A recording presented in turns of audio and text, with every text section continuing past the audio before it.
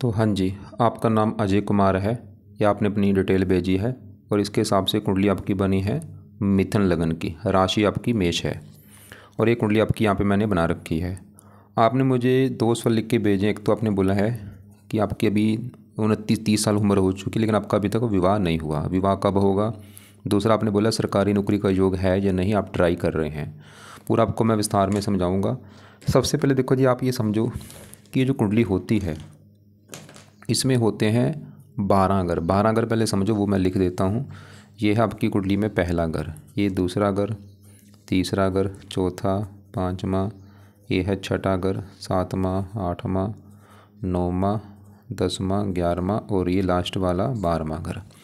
अब ये जो 12 घर हैं, इन 12 घरों से आपके जीवन के बारे में कुछ ना कुछ पता किया जाएगा। जैसे कि इस पहले घर से हम पता करेंगे आपका जो शरीर है वो कैसा होगा, हेल्थ कैसी होगी, स्वभाव कैसा, रंग रूप कैसा, पर्सनैलिटी, सर मस्तक कैसा, पहले घर से देखा जाएगा। दूसरा घर आपके धन का है, कितना आप धन जोड़ेंगे। तीसरा छोटे भाई बहनों का। चौथा आपकी है माता, मकान, वाहन का घर। पाँचवा आपके बच्चों का है। छठा घर है शत्रु, रोग, कर्जे का। सातवां आपकी है पत्नी का घर। आठवें घर से उम्र देखेंगे। नौवें घर से आपका भाग्य देखा जाएगा। 10वां घर आपके काम काज का है, नौकरी कारोबार जो आप करेंगे। 11वां घर होता है लाभ, आमदनी। और 12वें घर से आपके खर्चे देखे जाएंगे। तो आपने यहाँ पे मेरी दो बातें नोट करनी है। पहली बात, जो ये मैंने 12 घर लिखे हैं इनको याद कर लो। और दूसरी बात, इन 12 घरों से जो कुछ देखा जाएगा वो याद कर लो। अब आप ये देखो, आपने इस कुंडली में देखना क्या है, वो घर देखो। मान लो आपने देखना है अपने बच्चों के बारे में देखना है, तो बच्चों का घर जो है वो 5वां घर है। तो 5वें घर से आपके बच्चे देखे जाएंगे और 5वें घर में नंबर लिखा है 7।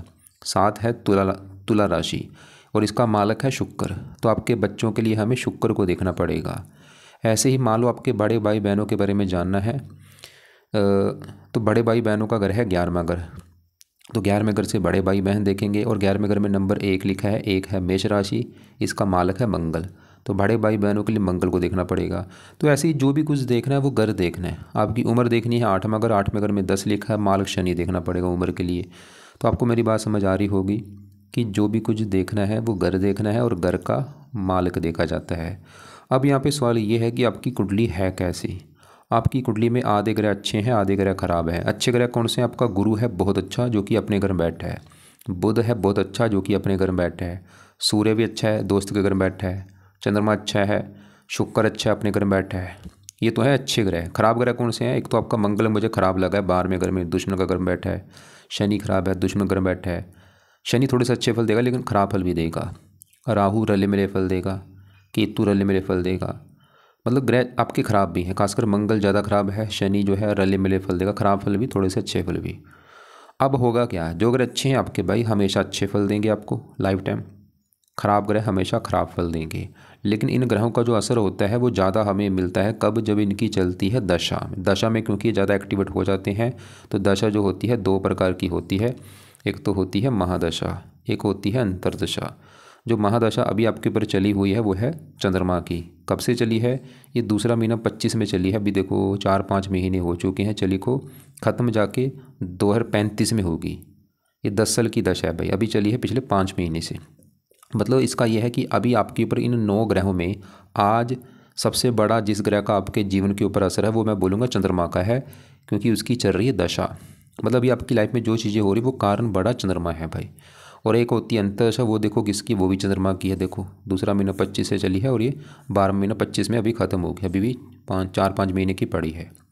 तो आपको मेरी बात समझ आ रही होगी कि असर आपके ऊपर सभी 9 ग्रहों का आज भी है, लेकिन ज़्यादा असर जिस ग्रह का वो चंद्रमा का है। तो अभी पहले मैं चंद्रमा की ही बात करूँगा कि वो अच्छा है या बुरा है, क्योंकि उसका जानना जरूरी है। अगर तो अच्छा है फिर तो देगा अच्छे फल आपको, बुरा निकला बुरे फल देगा। लेकिन आपकी अगर इसकी बात करूँ तो आपका अच्छा है, मतलब आपको अच्छे फल देगा। क्यों अच्छा है? चंद्रमा पहले देखो कहाँ बैठे, ये 11वां ग्रह है। तो 11वां घर पहले समझो किसका है? 11वां घर लाभ का घर होता है। लाभ, आमदनी, इच्छा पूर्ति, बड़े भाई बहन और भी काफ़ी चीज़ें हम इस 11वें घर से देखते हैं। और आपको मैंने अभी फार्मूला बोला था कि घर का मालिक देखना है। तो मान लो आपकी 11वां घर किसका है? लाभ, आमदनी, ये चीज़ें अगर देखनी है। 11वां घर में क्या लिखा है? 1 है मेष राशि, माल किसका? मंगल भी देखना पड़ेगा। और मंगल तो आपका मुझे अच्छा नहीं लगा, क्योंकि 12 में अगर बैठा लाभ भंग योग बना कि काम काज में लाभ नहीं होगा, इनकम कम होंगी, खर्चे ज़्यादा होंगे। मंगल तो ये दिखा रहा है, उसके अभी चलो बाद में बात करते हैं। मंगल के अलावा 11वें घर में आके जो चंद्रमा बैठा है उसको भी देखना पड़ेगा। अब चंद्रमा है अच्छा, क्यों अच्छा है? चंद्रमा अच्छे होने के कई कारण हैं। एक तो 11वां घर जो है ये घर अच्छा है, और यहाँ पे जो एक लिखा मंगल ग्रह बैठा है, चंद्रमा मंगल को अपना दोस्त मानता है। जैसे मान लो मेरा घर है, मेरे घर में मेरा एक दोस्त आ जाएगा तो वो मेरे घर में आके मेरे घर का अच्छा ही करेगा, क्योंकि भाई दोस्त है, घर में मेहमान बन के आया है। तो चंद्रमा अब अच्छे फल गिरेगा क्या? चंद्रमा देखो जी 11वें घर का अच्छा करेगा। अब इसकी दशा में इस 11वें घर को लेकर अच्छे फल मिलेंगे। 11वां घर है लाभ, आपको धन लाभ देगा, इनकम देगा, इच्छाएं पूरी कर देगा। और चंद्रमा का इस कुंडली में एक अपना भी घर है, वो है ये दूसरा घर। और दूसरा घर भाई कुंडली में है धन का घर।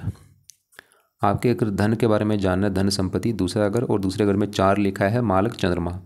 तो धन का मालक चंद्रमा कहाँ बैठा है? 11वां घर लाभ, मतलब धन चला गया लाभ। तो ये चंद्रमा की जो दशा है इसमें आपको धन लाभ देगा, मतलब चंद्रमा आपको क्या देगा? धन देगा। आपको धन की कमी नहीं रहेगी, चंद्रमा ये दिखा रहा है। आपको धनी बनाएगा, आप काफ़ी धन जोड़ेंगे, काफ़ी बैंक बैलेंस होगा। परिवार का घर है दूसरा, परिवार का सुख अच्छा, वाणी अच्छी। तो चंद्रमा की अभी दशा में क्या होगा? धन के लिए अच्छा, धनी बनाएगा, परिवार का सुख अच्छा, वाणी अच्छी, इनकम देगा, लाभ देगा, इच्छाएं पूरी कर देगा। और भी, और अगर आप वही कोशिश करो, अगर आप काम का धंधा करना चाहते हैं, मैं बोलूँगा चंद्रमा के जुड़े काम कर लो, इसमें आपको फ़ायदा ज़्यादा होगा। इसके जो भी जुड़े काम है आपको यहाँ पे मैं दिखा देता हूँ। जैसे कि चंद्रमा के जुड़े काम है, जल से जुड़ा कोई भी काम कर लो, या दूध से जुड़ा काम कर लो। इसके अलावा दूध, डेयरी प्रोडक्ट होगा, दही, घी, मक्खन, खाद्य पदार्थ होगा, आइसक्रीम, कोल्ड ड्रिंक, वाटर होगा, आइसक्रीम, सफ़ेद पदार्थ, चांदी, चावल, नमक, चीनी, मोती, शंख, सब्जी, वस्त्र, कप को, रेडीमेड वस्तु, आयुर्वेदिक दवाइयाँ, अचार, चटनी, मुरब्बे, नहरी सिंचाई विभाग, सब्जी, शीशा, चश्मा, ये इस चंद्रमा के जुड़े काम है। नर्सिंग, परिवहन, इसके अलावा और भी काफ़ी काम है, वो आपको मैं लिख के भेज भी दूँगा, आप मुझे बोल देना। मतलब अगर आप काम करना चाहते हैं, चंद्रमा का जुड़ा भाई काम कर लो, फ़ायदा उसमें है ज़्यादा। बाकी अभी चंद्रमा जुड़ा अच्छा है। अब ये तो ही चंद्रमा की बात, अभी आप आपके सभी ग्रह बात करेंगे। अब देखो पहले घर में जो सूर्य बुध हैं इनकी भी मैं बात करूँगा कि ये कैसे हैं। ये दोनों ग्रह आपके बहुत अच्छे हैं। ये क्यों अच्छे हैं? पहले आपको मैंने जैसे अभी बोला था कि 7वां घर किसका? पत्नी का, 5वां बच्चों का, चौथा माता का, तीसरा छोटे भाई बहन। ऐसे ही पहला जो घर है ये आपका घर है, मतलब आप जो है आप कैसे होंगे, आपका स्वभाव, रंग रूप कैसा, पर्सनैलिटी कैसी, सर कैसा, पहले घर से देखा जाएगा। और फार्मूला क्या था? घर का मालक देखना है। तो पहले घर की चीज़ें देखने के लिए पहले घर में क्या लिखा है? 3 है मिथुन राशि, इसका मालक है बुध। हमें बुध को देखना पड़ेगा कि बुध कैसा है, और बुध कहाँ बैठा है? इसी घर में बैठा है। तो आपका जो बुध है कुंडली में बहुत बड़े लेवल पे अच्छा है, क्योंकि बुध का ही घर है पहला घर। मैं आपको फिर एग्जांपल समझाता हूँ। मान लो मेरा घर है और मैं अगर अपने घर में बैठा हूँ तो मैं अपने घर का हमेशा अच्छा करूँगा, मैं अपने घर की रक्षा करूँगा, सफाई रखूँगा, देखभाल करूँगा। वो काम यहाँ पे बुध करेगा।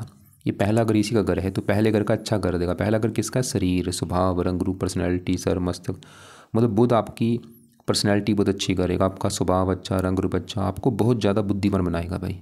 आप तेज़ दिमाग वाले होंगे, आपका दिमाग कंप्यूटर की तरह तेज़ चलेगा, आपकी वाणी अच्छी होगी, स्किल अच्छी होगी, बोलचाल अच्छी होगी, शरीर अच्छा, स्वभाव, रंग रूप, पर्सनैलिटी, सर, मस्तक अच्छा। और बुध की जब भी कभी दशा चलेगी वो समय आपका बहुत अच्छा होगा। और बुध इस कुंडली में एक और घर का मालक है, इस चौथे घर का भी।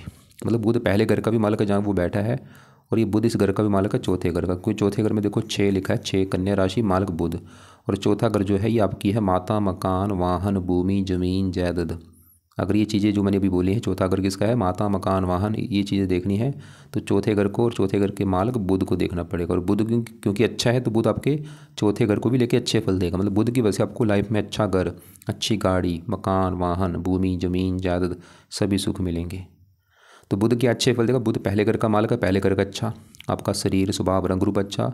और चौथे घर का मालक आपके मकान, वाहन के लिए अच्छा है। अब देखो जी बुध चौथे घर का तो करेगा अच्छा कि आपको बुध की वजह से लाइफ में मकान, वाहन, सुख मिलेगा। लेकिन चौथे घर में जो राहु बैठा है ये थोड़ा सा चौथे घर को ख़राब कर देगा। राहु आपके क्यों ख़राब करेगा? क्योंकि राहु जो है तो चौथे घर में यहाँ पे कन्या राशि में स्वय राशि में बैठा है, खुद की राशि। लेकिन राहु देखो जी दान वगैरह होता है, इसकी जब भी दशा आती है या जिस घर में बैठता है उस घर को लेकर दिक्कतें जरूर देता है। जैसे कि चौथा घर किसका मैंने बोला? माता। तो राहु कुछ ना कुछ माता को लेकर दिक्कतें पैदा जरूर करेगा आपको। खासकर राहु की दशा में वो दिक्कतें क्या होंगी? या तो माता बीमार कर देगा, या माता से बनेगी नहीं, या माता को कोई कष्ट होगा, चौथा अगर मकान का है, राहु की वजह से मकान को लेकर कुछ दिक्कतें आ सकती हैं। वो दिक्कतें क्या होंगी, जैसे कि मकान में चोरी हो जाना, या मकान की दीवार गिर जाना, या मकान में वास्तु दोष होना, या मकान में सांपों का निकलना, या मकान को लेकर कोई विवाद होगा आपके। चौथा अगर वाहन को लेकर दिक्कतें आएंगी राहु की दशा में। चौथा अगर है भूमि जमीन जायदाद, राहु की दशा में भूमि जमीन जायदाद नौकर चाकर को लेकर दिक्कतें, घर में कलेश होना, घर की ज़रूरतों को लेकर दिक्कतें। चौथा अगर जन्मभूमि का राहु आपको जन्मभूमि पर टिकने नहीं देगा, आपकी जन्मभूमि आपको छोड़नी भी पड़ सकती है राहु की दशा में। जहाँ पे आपका जन्म हुआ है भाई, वो जन्मभूमि से आपको दूर जाना पड़ेगा और आपको फ़ायदा भी होगा। जैसे आपने लिखा है ना, ये हिम्मतनगर लिख रहा है, इससे दूर जाना पड़ेगा आपको राहु की दशा में, या पहले भी जा सकते हैं और फ़ायदा भी है, आपकी किस्मत भी चमकेगी अगर आप इससे दूर जाते हैं। अब राहु की दशा है कब, तो ये दशा आपको मैं यहाँ पर दिखा देता हूँ। दशा बड़ी तो ये है 42 में चलेगी आपकी भाई, 60 में ख़त्म होगी। 18 साल की दशा है, ये समा थोड़ा सा आपका ख़राब होगा भाई, 42 से लेकर 60 के बीच में। इसमें आपको माता मकान वाहन को लेकर दिक्कतें, काम काज में दिक्कतें, स्ट्रगल चिंता। लेकिन छोटी दशा अभी आपकी एक ये आएगी, अभी देखो 7 महीना 26 लेके चलेगी, मतलब अगले साल 7 महीना 26 में चलेगी राहु की दशा, और ये जनवरी 28 में ख़त्म होगी। तो ये जो 1.5 साल है इसमें भी आपकी दिक्कतें बढ़ेंगी। मतलब राहु की दशा भी अगले साल आने वाली है जुलाई में, अगले साल चलेगी और 28 जनवरी में ख़त्म होगी। ये जो राहु की दशा होगी इसमें क्या होगा, आपको जन्मभूमि से दूर जाने का काफ़ी योग आपका बन सकता है। अगर पहले से दूर बैठे हैं, अगर आपको लगता है कि नहीं भाई मैं पहले से ही दूर हूँ, हिम्मतनगर जो है मेरा उससे मैं पहले ही दूर हूँ, हो सकता है फिर वहाँ से दूर ना जाना पड़े। लेकिन अगर हिम्मतनगर में ही अब आप रहते हैं तो उससे दूर जाने का आपका योग बन सकता है। मतलब आपको विदेश में जाना पड़ सकता है। अगर विदेश में नहीं जाते, मतलब अपने देश में आप कहीं दूर भी जा सकते हैं। और राहु की दशा में आपको मकान वाहन को लेकर दिक्कतें आएंगी, काम काज में दिक्कतें। तो राहु के उपाय तो अभी तो चलो रहने दो, क्योंकि दशा भी आने में 1 साल पड़ा है। लेकिन राहु के उपाय उस समय जरूर करना। क्या उपाय है, राहु कवच का पाठ पढ़ना है, राहु स्रोत का पाठ 2 है, राहु कवच राहु स्रोत के पाठ पढ़ने हैं राहु की दशा में। और इसके लिए शिव जी या हनुमान जी की पूजा उपासना करनी, वो आप पहले से करते हैं, चलो अच्छी बात है। लेकिन एक राहु का उपाय अभी से शुरू कर दो, वो है राहु का दान किया करो। दान है इसका 7 प्रकार के अनाज लेके पंछियों को डाला करो, चाहे रोजाना डालो या हफ्ते में 3-4 दिन डाल दिया करो। ये तो ही राहु की बात। तो आपको मैंने भी क्या बोला था, चौथा घर जो है आपकी माता मकान वाहन, उस घर का मालिक बुध तो अच्छा है कि आपको लाइफ में अच्छा घर, अच्छी गाड़ी, मकान वाहन, सुख मिलेगा। लेकिन राहु की वजह से थोड़ा सा इस घर को लेकर दिक्कतें आपको आएंगी, खासकर वो भी राहु की दशा में। बाकी अगर आपका सवाल है कि हाँ आपको मकान वाहन का सुख नहीं है, तो कारण ये राहु है भाई आपका। अब आपके देखो जी, बढ़ते हैं आपके यहाँ पे मैं गुरु की बात कर लेता हूँ। लेकिन उससे पहले हाँ, पहले आपका एक सवाल था पत्नी को भी लेके। नहीं, पहले आपके मैं एक यहाँ पे देखूँ, पहले घर में मैंने आपको क्या बोला था, पहला घर आपका शरीर स्वभाव रंग रूप है। पहले घर का मालिक बुध देखा, जो कि अपने ही घर में बैठा। बुध के साथ देखो सूर्य भी बैठा, सूर्य को भी देखना पड़ेगा। सूर्य भी आपको 100 में से 100% अच्छे फल देगा। अब सूर्य क्यों अच्छा है, क्योंकि सूर्य पहले घर में बैठा है, एक तो घर अच्छा है, और यहाँ पे जो 3 लिखा है बुध के घर में बैठा है। सूर्य बुध को अपना दोस्त मानता है, ये दोनों दोस्त हैं, बुध आदित्य योग बना है। सूर्य भी भाई पहले घर का अच्छा कर देगा। सूर्य आपको पराक्रमी बनाएगा, साहसी बनाएगा, मेहनती बनाएगा। सूर्य राजा ग्रह है, ऐसे जब भी सूर्य किसी का पहले घर में होता है, उस बंदे की इच्छा होती है कि वो सरकारी नौकरी में जाए। अगर आपकी इच्छा हो रही है सरकारी नौकरी में जाने की, सूर्य आपसे करवा रहा है और सरकारी नौकरी दिला भी देता है। सूर्य जो पहले घर में होता है योग बना देता है सरकारी नौकरी का। या ऐसे लोग राजनीति में होते हैं, नेता होते हैं ऐसे लोग, जब सूर्य पहले घर में होता है, या तो राजनीति में होते हैं या सरकारी नौकरी में होते हैं, या सूर्य सरकार से जुड़े कोई काम करते हैं। मतलब आपके काफ़ी जो है सरकारी काम भी आप कोई कर सकते हैं। और सूर्य का अपना घर है तीसरा घर, जहाँ पे 5 लिखा है, सिंह राशि, मालिक सूर्य है। तीसरा घर है पराक्रम साहस, मतलब सूर्य आपको मेहनती पराक्रमी साहसी तो बनाएगा ही। और सूर्य इच्छा भी पैदा कर रहा है आपकी सरकारी नौकरी की, और योग भी बना रहा है। लेकिन देखो सरकारी नौकरी के लिए 10वां घर भी देखा जाता है। अब इसकी बात करते हैं। 10वां घर गौर से समझो किसका है, क्योंकि आपका सवाल भी है काम काज को लेके। देखो मैंने आपको अभी क्या क्या बोला, सभी घरों से कुछ ना कुछ देखा जाता है। 10वां घर जो है ये काम काज का घर होता है, जो आप नौकरी या कारोबार बिजनेस करेंगे, 10वां घर, चाहे नौकरी है चाहे बिजनेस है, जो भी है 10वां घर देखा जाता है। 10वां घर पिता का भी है, आपके पिता कैसा होगा। 10वां घर सरकारी नौकरी का भी है, जो आपका सवाल भी है, सरकारी नौकरी के लिए 10वां घर देखा जाता है। 10वां घर मान प्रतिष्ठा का भी है। तो अभी जो 4 चीज़ें मैंने बोली, क्या क्या बोला है, काम काज, पिता, सरकारी नौकरी और मान प्रतिष्ठा 10वें घर से देखते हैं। और फार्मूला आपको मैंने बताया है, घर का मालिक देखो, तो 10वें घर में नंबर क्या लिखा है, 12 है मीन राशि, इसका माल गुरु देखना पड़ेगा। तो इस गुरु को देख के डिसाइड होगा 10वें घर के बारे में। वैसे गुरु तो अच्छा है, गुरु तो ये दिखा रहा है कि आपको काम काज का सुख अच्छा मिलेगा, पिता, सरकार, मान प्रतिष्ठा, वो तो अच्छा है। लेकिन गुरु के अलावा 10वें घर में देखो कौन बैठा है, शनि और केतु, तो इन दोनों को भी देखना पड़ेगा। तो पहले शनि की बात करूँ तो शनि आपका थोड़ा सा ख़राब करेगा, क्योंकि शनि 10वें घर में जहाँ बैठा है वहाँ पे जो 12 लिखा है गुरु घर में बैठा है, और शनि गुरु को अपना मानता है दुश्मन। इसकी वजह से शनि इस 10वें घर को ख़राब कर देगा, 10वें घर की हानि कर देगा। आपको मैं एग्जांपल समझाता हूँ। मान लो मेरा घर है, मेरे घर में मेरा एक या दो दुश्मन आ जाएं, तो वो दुश्मन मेरे घर में आके मेरे घर में क्या करेंगे, घर का नुकसान करेंगे, घर की तोड़ फोड़ कर देंगे, घर में चोरी कर देंगे। वो काम यहाँ पे शनि और केतु करेंगे। शनि केतु गुरु को अपना दुश्मन मानते हैं। शनि खासकर अगर शनि की पहले बात करें तो शनि क्यों खराब है, क्योंकि दुश्मन के घर में बैठा है भाई, तो शनि 10वें घर को खराब कर देगा। 10वां घर किसका है, काम काज। तो शनि आपके भाई काम काज में दिक्कतें पैदा करता रहेगा। जो भी नौकरी कर लो, बिजनेस कर लो, दिक्कतें उसमें लगी रहेंगी कुछ ना कुछ। काम धंधे में आपके नौकरी में तरक्की ना होना, नौकरी सही ढंग से ना मिल पाना। 10वां घर पिता का है, पिता संबंधी दिक्कतें आती हैं कुछ ना कुछ। सरकार का घर है, सरकारी नौकरी में कमी कर देगा शनि आपके, मान प्रतिष्ठा में कमी कर देगा। और शनि की दशा में दिक्कतें बढ़ेंगी 10वें घर को लेके। और शनि का अपना घर है ये 9वां घर, और 9वें घर से आपका भाग्य देखा जाएगा। मान लो आपका भाग्य देखना है कि आप कितने भाग्यशाली होंगे, 9वां घर देखना पड़ेगा। और 9वें घर में नंबर लिखा है 11, 11 कुंभ राशि मालिक शनि। तो भाग्यश कौन, शनि, और वो दुश्मन घर में बैठा है। भाग्य भंग जो बना, भाग्य साथ नहीं देगा प्रॉपर आपका।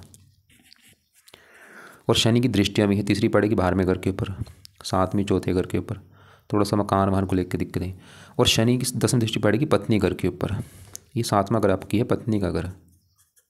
शनि पत्नी के मामले में दो चीज़ें देगा, एक तो आपके विवाह में देरी करेगा, और विवाह के बाद थोड़ा सा पत्नी से मनमुटाव भी होगा। अब आप एक पेन कापी में लिखो कि अगर आप शनि को सही करते आपको फ़ायदे क्या होंगे। लिख लो उस ऊपर कि शनि को सही किया तो मुझे क्या फ़ायदे होंगे। नीचे आंसर में लिखो शनि को सही करने से सबसे पहला फ़ायदा होगा कि शनि आपके काम काज में दिक्कतें पैदा कर रहा है, तो आपके अगर अभी कोई काम काज में दिक्कतें आ रही वो नहीं आएंगी। पिता को लेकर दिक्कतें नहीं आएंगी। अगर आपकी सरकारी नौकरी अभी नहीं लग पा रही, ये कारण सूर्य शनि है, क्योंकि सूर्य तो सरकारी नौकरी का योग लेकर बैठा है, लेकिन शनि ने सरकारी नौकरी के योग में कमी कर रखी है। तो शनि सही किया, सरकारी नौकरी भी आपकी लग जाएगी, पिता का सुख मिलेगा, मान प्रतिष्ठा मिलेगी। और शनि क्योंकि भाग्यश है तो भाग्य कदम कदम पर साथ देगा। और शनि को सही किया तो 7.5 आपकी जो चली हुई है उसका बुरा फल आपको नहीं मिलेगा, और ये अभी चली पिछले 3-4 महीने से, और अभी 7.5 साल की है 7.5। तो कितने फ़ायदे हो रहे हैं। और शनि आपकी पत्नी घर को भी देख रहा है। और मैंने क्या बोला था, शनि आपके विवाह में अगर देरी हो रही है, आज विवाह नहीं हो पा रहा है, शनि भी कारण है, क्योंकि विलंब का कारक है भाई। कितने बुरे फल दे रहा है, काम काज में ये दिक्कतें दे रहा है, विवाह में ये देरी कर रहा है, भाग्य की हानि ये कर रहा है, सरकारी नौकरी के योग में ये कर रहा है। अब शनि के सवाल की क्या उपाय करें आप। वैसे आपने बोला था आप शनि के कुछ उपाय करते हैं, मंदिर वगैरह जाते हैं। तो पहला उपाय है शनि मंदिर आप जाना शुरू कर दो। और मैं तो बोलूँगा अगर आपके घर के आसपास ही मंदिर है भाई, रोजाना जाओ। ऐसे नहीं कि खाली शनिवार को जाना है, ऐसे टाइम वेस्ट मत करो, रोजाना जाओ मंदिर। अगर दूर है हाँ वो बात एक अलग है, तो घर के आसपास से रोजाना जाओ। और वहाँ पे जाके क्या करो, वहाँ पे जाके प्रार्थना करो कि हे शनि देवता जी, आपको मैं मंदिर इसलिए आया हूँ क्योंकि आपकी चल रही मेरे ऊपर 7.5, और मेरी जो भी लाइफ में दिक्कतें हैं, एक तो मेरा विवाह नहीं हो पा रहा, मेरा विवाह हो जाए, और मेरे आप काम काज के घर में बैठे, मेरा काम काज का सुख मुझे मिले। अच्छा, दूसरा है आप शनि चालीसा का पाठ पढ़ा करो, और ये पाठ रोजाना पढ़ना है या सुनना है आपने। तीसरा है आप शनि का मंत्र भी कर सकते हैं, एक माला रात के समय। तो 3 उपाय चाल फिलहाल कर लो, ज़्यादा रहने दो। शनि के मंदिर जाना है, वो मैंने क्या बोला है, जहाँ रोजाना जाओ या हफ्ते में 3-4 दिन कम से कम जरूर जाओ, जाते रहो भाई। और शनि चालीसा का पाठ रोजाना पढ़ना है, या इसको ऑडियो लगा के सुन लिया करो रात के समय। और शनि का मंत्र जो है एक माला कर लो, अगर टाइम आपका लगता है रात के समय। क्या है मंत्र, ओम शम शनिश्चराय नमः, ओम शम शनिश्चराय नमः। और मंत्र करने से पहले या मंत्र के बाद प्रार्थना करना कि आपका मैंने मंत्र इसलिए किया है ताकि मेरा विवाह हो जाए और मेरी नौकरी में जो दिक्कतें आ रही है वो नौकरी लग जाए। प्रार्थना करो शनि से। अब देखो जी, आपकी इसी घर में शनि के साथ केतु भी बैठा है, तो केतु भी गुरु घर में बैठा है, शत्रु राशि है, तो केतु भी थोड़ा सा काम काज में दिक्कतें पैदा करेगा, सरकारी नौकरी के योग में कमी कर दी, मान हानि करेगा, काम धंधे में दिक्कतें। केतु के लिए चलो ज़्यादा नहीं, एक उपाय कर लो, केतु का दान कर दिया करो भाई। क्या है दान, रोजाना कुत्तों को रोटी डाल दो, कभी रोटी बिस्कुट कुछ ना कुछ कुत्तों को डाल दिया करो। अब एक और बात, ये 7वां घर है आपकी पत्नी का घर। मान लो आपकी पत्नी का सुख देखना है, पत्नी कैसी होगी, आपकी पत्नी का सुख है या नहीं, विवाह कब होगा, कैसा होगा। तो पत्नी का खाली देखो, किसी भी कुंडली में जो भी लड़का उसका 7वां घर पत्नी का होगा। जैसे आपका भी 7वां घर है पत्नी का, ऐसे खाली ऐसे नहीं कि आपकी ही घर कुंडली में 7वां घर पत्नी का, सभी की कुंडली में 7वां घर पति पत्नी का होता है। अगर लड़की है उसका पति का घर होगा ये, अगर लड़का है उसका ये पत्नी का घर होगा। तो आपकी अगर पत्नी देखनी है सातवां घर और फार्मूला है सातवें घर का मालक देखो। सातवें घर में क्या लिखा है, 9। 9 है धनु राशि, मालक गुरु देखना है कि गुरु कौन से घर में बैठा है, अच्छा है या बुरा है। अब गुरु कहाँ बैठा है, इसी घर में बैठा है भाई, इससे अच्छी बात और क्या हो सकती है। आपकी पत्नी के लिए पत्नी घर का मालक गुरु भी देखना पड़ेगा, कुछ ग्रह और भी देखने पड़ेंगे। वो कैसे, क्योंकि इस पत्नी के घर के ऊपर जिन ग्रहों की दृष्टि है हमें दृष्टि को भी देखनी है, इस घर के ऊपर कौन से ग्रह दृष्टि डाल रहे हैं। तो इस घर के ऊपर दृष्टि पड़ रही है एक तो शनि की, सूर्य बुध भी इस घर को देख रहे हैं, मंगल भी देख रहे हैं इस घर को, तो दृष्टि भी देखनी। इसके अलावा शुक्र को भी देखा जाता है, शुक्र क्योंकि पत्नी का कारक होता है, सब लड़कियों की कुंडली में शुक्र जरूर देखा जाता है। अगर शुक्र अच्छा हो पत्नी का सुख अच्छा मिलता है। तो आपकी मतलब पत्नी के लिए हमें मुझे कम से कम 4-5 ग्रह देखने पड़ेंगे। तो सबसे पहले सातवें घर का वैसे मालक घर का मेन होता है, तो सातवें घर में जो 9 लिखा मालक गुरु है, गुरु आपका इसी घर में बैठा है, ये है बहुत बड़ी अच्छी बात। तो गुरु क्या करेगा, सातवें घर का बहुत अच्छा कर देगा, जो कि है पत्नी का घर। मतलब गुरु आपको पत्नी का सुख बहुत अच्छा देगा। पत्नी बहुत अच्छी होगी, गुणी होगी, समझदार होगी, धार्मिक होगी, परोपकारी होगी, विद्वान होगी, पढ़ी लिखी होगी, और बल्कि पत्नी के आने के बाद आपकी किस्मत चमकेगी। गुरु ये दिखा रहा है भाई, गुरु तो पत्नी का पक्ष बहुत अच्छा लेके बैठा। और गुरु एक और घर का मालक था, मैंने आपको बोला था जो 10वां घर था, क्योंकि 10वें घर में जो नंबर लिखा है 12 मीन राशि है, इसका भी मालक गुरु होता है। तो गुरु आपके 10वें घर का भी अच्छा कर रहा है, काम काज के लिए अच्छा है, पिता सरकार मान प्रतिष्ठा, बल्कि काम काज चलेगा पत्नी घर में। गुरु ये दिखा रहा है आपकी होता है जो पत्नी है वो काम काज करने वाली हो, जहाँ पत्नी के आने के बाद आपका काम धंधा चलना शुरू हो जाएगा। तो विवाह का सुख बहुत अच्छा गुरु लेके बैठे। लेकिन आपकी अभी मैंने क्या बोला, पत्नी के लिए 4-5 ग्रह देखने पड़ेंगे। तो पत्नी घर में गुरु देखा वो तो अच्छा है।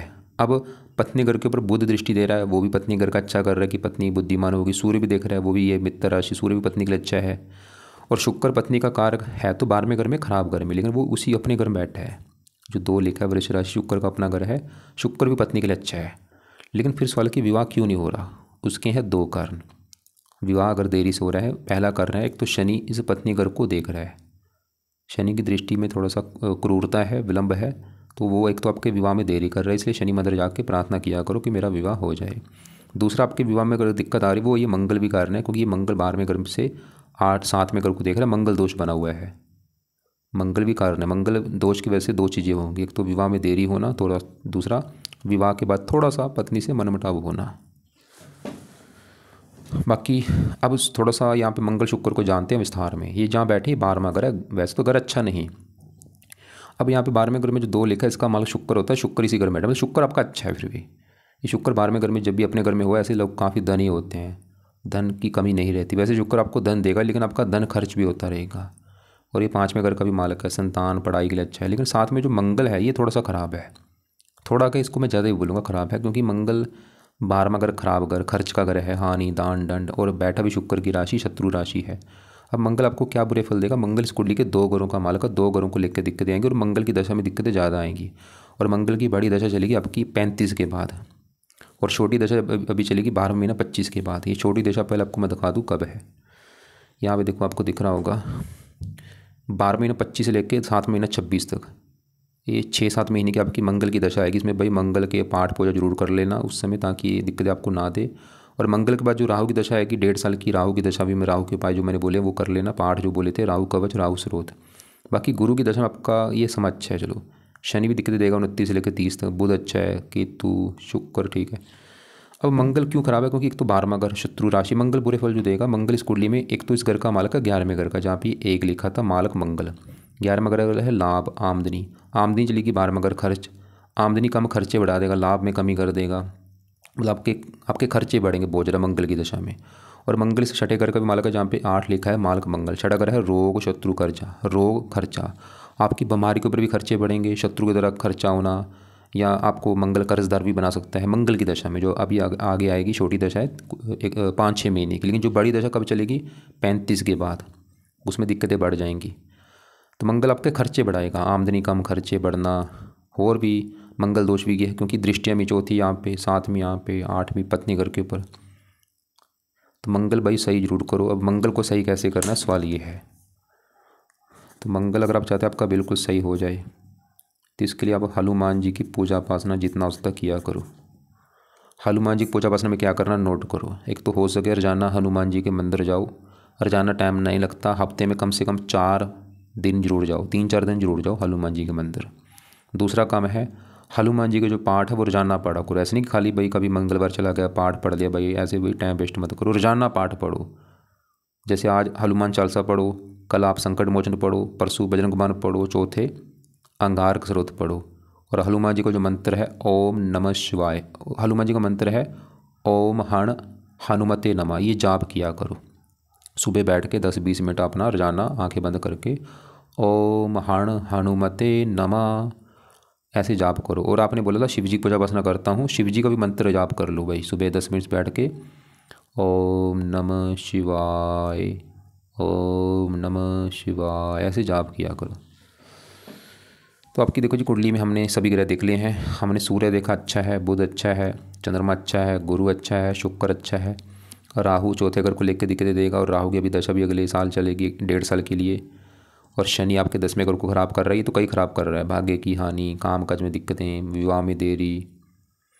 केतु भी दिक्कतें दे रहा है, शुक्र ठीक है, बाकी मंगल भी विवाह में देरी, इनकम कम, खर्चे बढ़ाना। तो क्या क्या उपाय हैं देखो, अब सवाल की उपाय क्या क्या हैं। एक तो उपाय है आपके लिए सबसे ज़रूरी इस चंद्रमा के, क्यों? क्योंकि इसकी चल रही है बड़ी दशा, है तो अच्छा, फिर भी इसका मैं आपको 2 उपाय बोलूँगा। पहला उपाय है आप चंद्रमा का करो मंत्र जाप, और ये करना है सुबह का टाइम, ताकि दशा आपकी और अच्छी जाए। चाहे 1 माला करो, 2 माला करो, 3 माला। मंत्र है ओम सोम समाय नमः, ओम सोम समाय नमः। दूसरा है इसके जो देवता हैं वो है शिव जी, तो शिव जी की पूजा उपासना शिव जी का जो मंत्र है ओम नमः शिवाय, वो जाप किया करो भाई। सुबह बैठ के अपना 10-20 मिनट आंखें बंद करके ओम नमः शिवाय ये जाप करो। ये तो होगी चंद्रमा के उपाय। अब शिव जी की पूजा उपासना आपका देखो राहु भी अच्छा हो रहा है, कई ग्रह अच्छे हो जाएंगे। गुरु के उपाय रहने दो, बुध के उपाय रहने दो, सूर्य के रहने दो, शुक्र के रहने दो, और शनि के उपाय जरूर करो। क्यों? क्योंकि इसकी साढ़े भी आपकी चल रही पिछले 3-4 महीने से, और वैसे भी ख़राब है। जो आपके सरकारी नौकरी अगर नहीं लग पा रही है शनि कारण है, और विवाह नहीं हो पा रहा शनि कारण है, तो शनि के उपाय करने से क्या फ़ायदे होंगे? हज़ारों फ़ायदे। नौकरी लग जाएगी, विवाह हो जाएगा। तो शनि के उपाय जो 3-4 मैंने उपाय बोले हैं वो करो। शनि मंत्र जाना शुरू कर दो, खासकर जाना जाओ जहाँ तो शनि चालीसा पाठ पढ़ो, मंत्र जाप करो। और साथ में केतु का दान, कुत्तों को रोटी डालो। बाकी राहु का दान अभी बोला है वो शुरू कर दो, सतनाज्य का दान है, पंछियों को डालो। और राहु के 2 पाठ बोले हैं, वो पाठ कब पढ़ना? राहु की दशा में जो अगले साल चलेगी, राहु कवच, राहु स्रोत, अभी पाठ वो नहीं पढ़ने। और मंगल दोष के लिए हनुमान जी के मंदिर जाओ, हनुमान जी के पाठ रोजाना पढ़ो, और हनुमान जी से आपका शनि भी अच्छा हो जाएगा, राहु भी अच्छा हो जाएगा। तो सभी जो चीज़ें बनाई हैं बोली, इनको एक टाइम टेबल बना लो, लिख लो कैसे आप फॉलो करोगे। दान राहु का बोला सतनाजा, पंछियों को डाला करो। केतु का दान बोला कुत्तों को रोटी डालो। और बाकी आप फिलहाल चलो काम करो। तो आपके 2 सवाल थे, एक तो बोला था विवाह नहीं हो पा रहा, वो मैंने कारण बोला है शनि है और मंगल दोष है। और नौकरी सरकारी नहीं लग पा रही, शनि 10वें घर में बैठा है, सरकारी नौकरी के घर में। इसके अलावा आपको लग रहा है कि अभी भी कोई बात समझ नहीं आई, कुछ पूछना, आपका जो सवाल होगा वो व्हाट्सएप मुझे लिख के भेज देना आप।